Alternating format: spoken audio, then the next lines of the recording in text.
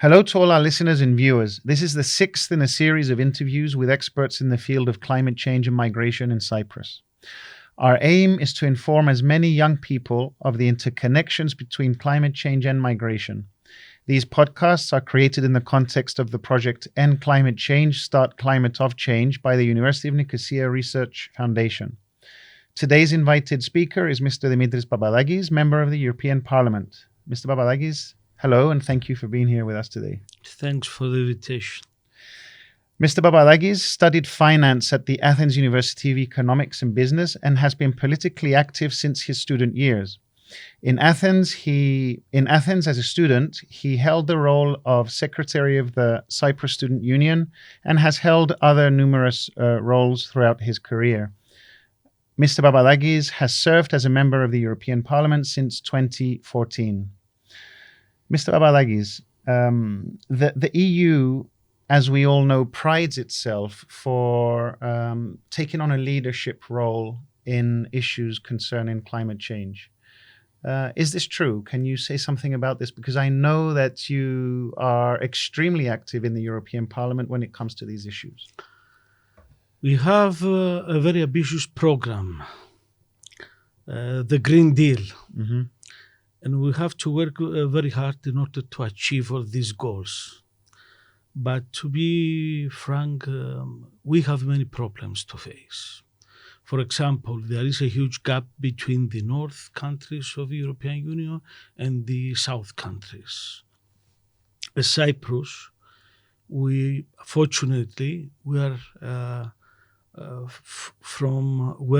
one of the countries. We are not the leaders. Unfortunately, we follow. Mm-hmm. I used to say that we have 400 per year sun in Cyprus. And we didn't transform our energy and our economy in this way.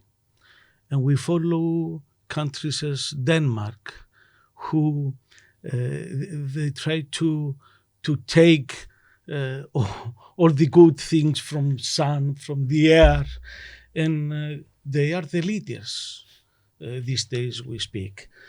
We have to do many things. We still use mazout for energy, for electricity, and we pay a lot of money as penalty. The citizens pay. And we have to understand what that means. If we hear, Cyprus government pay 100 millions this year, we have to understand that we pay this amount.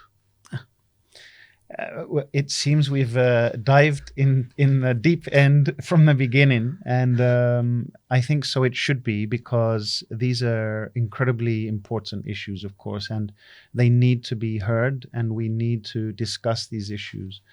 And a very obvious question for me is, since we have this natural resource, the all year round sun, what is the problem with creating solar farms? Is it because things in Cyprus are extremely structured to the point where we cannot break free from them?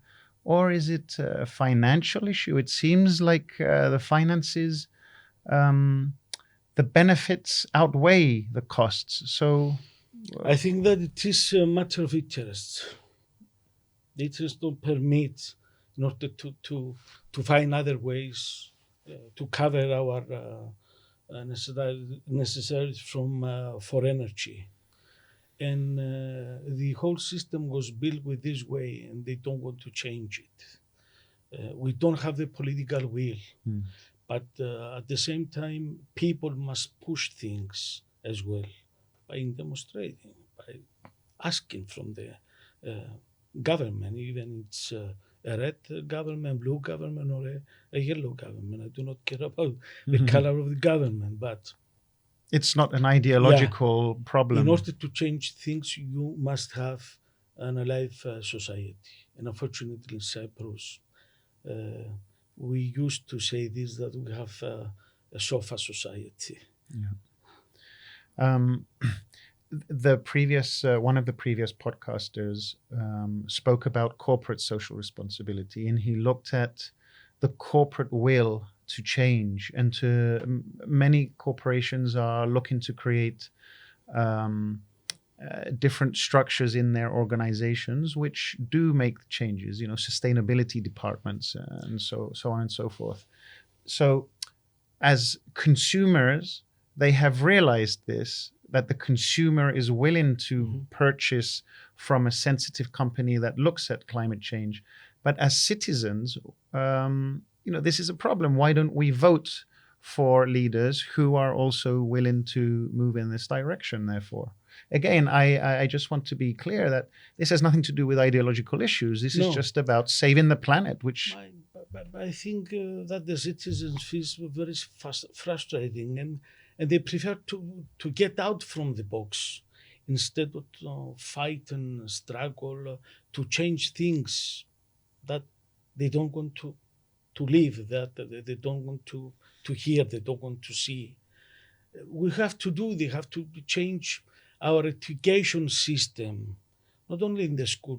We say about education, it's the family, the way you grow. But in order to have an active citizens, and we don't have active citizens, unfortunately, in Cyprus. And this, I think, for me, the major problem, because if you want to change things, you must have active citizens to push in every way. The democratic system is in place. Yeah. It's a matter of... It's one part, okay, you have the right to vote. You can change things by vote, but there is another one part. Exactly. Going back to the European Union and looking at its role and responsibilities and the commitments it has made, and they are, for many regions, ambitious commitments. And because I know, again, that you are part of the discussion, you are part of that public sphere which discusses these things, I just want to say a few statistics here which I think need to be addressed. As a region, the European Union has committed to net zero by 2050. So our greenhouse gas output needs to be net zero. And that's 30 years away. 55%, I think, by 2030. Again, I would argue it's incredibly ambitious. What are your thoughts on this? I'm not so optimistic, fortunately. For me, this is the goal to achieve, but we have, as I said before, we had different levels between the countries of the European Union. You have the South, we have countries that they still works with charcoal, and other countries, they have nuclear energy. Yeah. And at the same time, we have to take some decisions. What kind of car do we want to have after 10 years? Cars with electricity, cars with nuclear energy, or with other way, clearer energy. But we have to decide in order to the citizens know what they are going to buy, and to structure their life in a specific way. Do you feel that this division between the North and the South can be overcome by policy measures, or is it a cultural thing? Of course, it's a cultural thing, but I believe that they have to help us in order to reach their level. With specific policies that we have to decide in the level of European Union. But the problem is not only European Union. We had the COP26, which was totally failed. Even they tried to promote it as a big step, but it was a step in the same point. they left countries like India without commitments for specific measures, but theoretically approaches, only theoretically approaches. And we have to know that we are responsible as Europeans for less than 10% of the environmental pollution. The rest, there are others, roommates. Worldwide, we have Russia, we have China, we have India. So they must take their own responsibilities and make their own steps in front of, in order to achieve what we want. Otherwise, we are going to fail. Just to play devil's advocate, because I have also thought about this issue, and you're absolutely right, of course. COP26, maybe compared to the previous 25 meetings, seemed like a big step in the right direction, but considering the dangers and the threats we have ahead of us, most people... What is our goal? Exactly. Most people look at the models and they say, well, COP26 is a fail. There is no chance we will reach 1.5 degrees with COP26. Therefore, this will create an immense problem to the climate because of the destruction of ecosystems and so on and so forth. But again, devil's advocate, I'm India. Mm-hmm. India will say, I'm looking at my own country today. Historically, I am not the one who created the Industrial Revolution. I didn't create all these emission problems. I have never been the big emitter around the world to create the stories we're in. Why don't you let me create my middle class now, and then we can start looking at these things? What do you say to a situation like this? You are absolutely right. I don't blame India. First of all, I blame European Union, European countries. Historically speaking. The previous centuries. But we are in a level that we don't have the right, we don't have the time, we don't have... we have to do something now. This is useless to have a discussion between us to blame someone. Yeah, the blame game. Yeah. This is not the case. We have to take action now. Otherwise, where are we going? We saw all these heat waves during summer, especially in our area. The fires, the floods, and all this that we live the past summer. It's definitely a worry because of these issues. No one should be looking at the past at the moment. We should be looking at what's ahead of us. Yeah. So the Green Deal. The Green Deal is something very ambitious. It's if it succeeds, it's something which country by country they can definitely make a difference. I feel in our region. What are the biggest obstacles of the Green Deal? What do you feel are the hardest things to implement regarding? I think the transition period. The deadline. Yes, but the way to reach at the end of this road. This is the most difficult point, because it's good for me. It's good that it's a very ambitious program, because you try to reach it. Even you don't manage to reach it, you're going to be close, and this is important. But the problem, there is a transition period from now to 2050, and we have to do many things in order to be accurate with what we said 2 years ago. But as I said before, the problem for me is that we used to that the other game, the other players, they follow the European Union. This is the idea of European Union. We are the leaders in these ideological, let me say, approaches, and they follow us. Historically, it's the same phenomenon. We had the revolution in France. We had the revolution in Greece with many.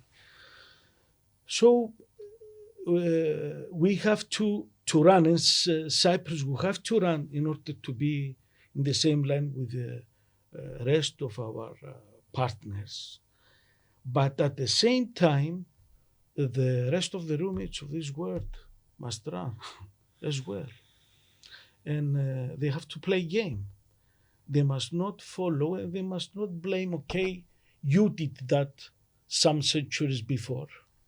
And we have the right to develop our country and to have growth and welfare and all this. It's time for action now. Okay, so something we were discussing earlier offline is the issue, which is also the main theme of the European project, that has to do with climate refugees and migration of people because of climate issues, because of places that become inhabitable around the world, particularly maybe African countries more than any other country. Where do they go? Because looking at some of the figures, they are alarming. And we see now migration and immigrants coming, for example, to the EU, creating all sorts of internal problems within the region. And this is a very small number compared to the figures we are looking at in terms of migration refugees. So the very simple question is, where do they go and how do we sort this problem out? If we don't achieve to tackle climate change, we have to be ready that we are going to face huge numbers of migration percentages. And now so many people in Sahara area in Africa, they wait the signal in order to come to European Union. And we have to be ready. We have to be ready to face the problem internal, first of all. I do not accept the behavior of Hungary, of Austria, of Czech Republic, and all this, where they say, okay, you have the refugees, and I do not care to give hospitality to some people. So where is the solidarity? Mm-hmm. The basic principle of European Union, relocation, as we decided in the past. So we have to be ready. If we don't manage to tackle the climate change, that we are going to face huge of numbers, and I don't have, unfortunately, the answers.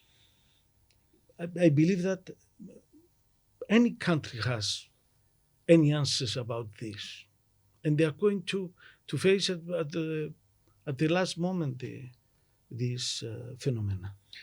Can I ask Mr. Papadakis whether these issues are discussed in the European Parliament and on what level? When discussing the European Parliament, we worried a lot. We express that we worried about this and we have to take measures before. That's why European Union decides to build in infrastructures in these areas. But we have to be frank. Why someone decides to leave his birthplace? Because of climate change, because of the terrorists, because of the fear, because they are starving. These are the reasons. Mm-hmm. If we don't face these reasons, we have to be ready that we are going to face this phenomenon. Mm-hmm. And I think till now we are not ready. And we didn't show that the European Union can face the problem, not solve the problem. You cannot solve a problem of migration. But you can find some solutions, the best solutions at the specific time. Okay, moving on to the second part, although we have addressed issues already of this podcast, is looking a little bit closer at our region, at Cyprus, when it comes to these issues. And just to continue from where we left off, what effect will migration because of these issues, have on Cyprus? Do you think? It's a tough question, I understand, and no one really knows. Till now, we have political asylum seekers in Cyprus because the war in Syria, for example, or the war, actually they have war in Afghanistan. We have this kind of political seekers, asylum seekers in Cyprus. We don't have,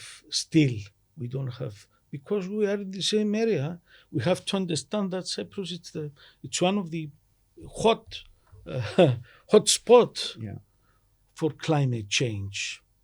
As I mentioned before, we had the heat wave continuously 3 months. This is a phenomenon for first time.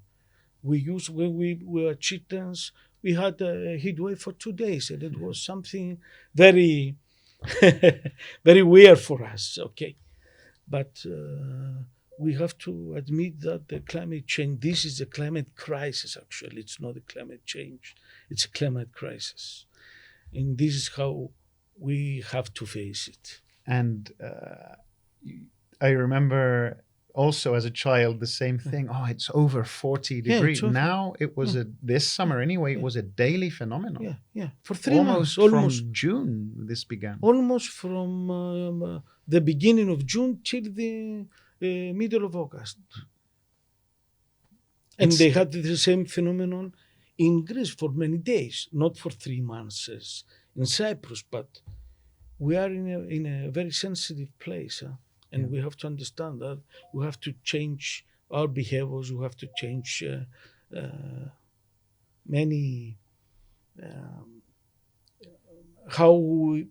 our attitude. Actually, we have to change our attitude. For many, we cannot plant grass in our yards. We are not in Scotland. Yeah. Regarding the actual changes to meet the EU targets, you've discussed the divide between South and North. Are there any specific issues here in Cyprus that we should be looking to alleviate, to make things better, to reach those EU targets? As we don't have public transportation, this is a problem. And we have our version of the cars, it's too old. We have in the roads very old cars with diesel, very old technology. We have to control actually these cars. And of course we have to check how they give them the MOT. Yes. It also seems clear to me that we need to make things easier for all people, because just today I was looking at the procedure to get that. If you buy an electric car, how can you get money off that from the government and so on and so forth? It seems a bit too high on the red tape and the bureaucracy at the moment. And these kind of cars are very expensive. You have to admit. And this is not for the, let me use this word, the usual citizens. You must be very rich to buy an electric car. Yeah. But we have to do this for all the citizens of the European Union. This is, we have to give to the people the opportunity to change their car without put them in the corner of the society. And without having to pay for the research and development that these automobile manufacturers are trying to recoup their money from, I guess. And you need the infrastructure in order to refuel the car with electricity, with hydrogen. I forgot hydrogen before because I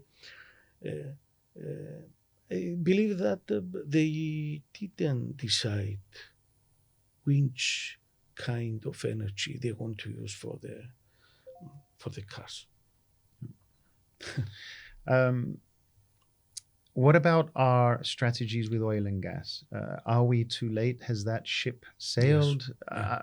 Recently, Shell pulled out of the Cambo oil fields, arguing that it's not sustainable to do so. Is it something that we could face?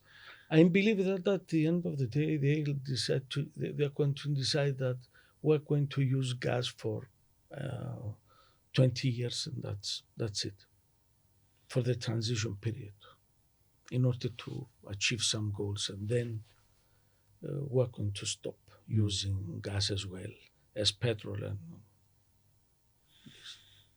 So, solar farms yeah, we could be the pioneers. We could be the ones setting the example.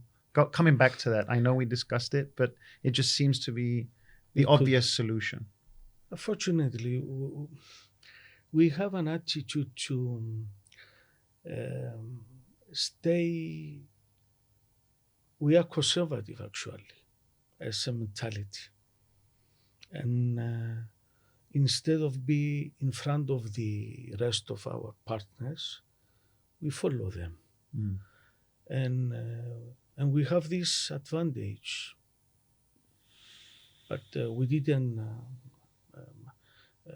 achieve to show to the others that, okay, we have clear energy with solar panels and all this. So, in closing, what message to young Europeans and young Cypriots would you like to leave? I'm very satisfied with the behavior of the young Cypriots. They are very sensitive for this, very sensitive for environmental problems, and they take. You see that they take many initiatives in order to protect the environment. This is a good thing, but we have to push the government, every government, to change things and to be in the same level with our partners in European Union, like Denmark, Sweden, and Germany. Yeah. Mr. Dimitris Papadakis, thank you so much for your time. Thanks a lot for your invitation. The aim of the project, End Climate Change, Start Climate Off Change, is to raise awareness of young EU citizens in the critical understanding of migration caused by climate change, as it is considered one of the biggest challenges in the world. Through the implementation of the project, the Research Foundation of the University of Nicosia aims to inform the young citizens of Cyprus about the relationship between the economic system in which we live, our way of life, and the human impact on climate change in the world south. The project is funded by the European Commission under the program Development, Education and Awareness Raising, DEAR, of the European Union. For more information, go to climateofchange.info/Cyprus. My name is Nicoli, and thank you so much for your time.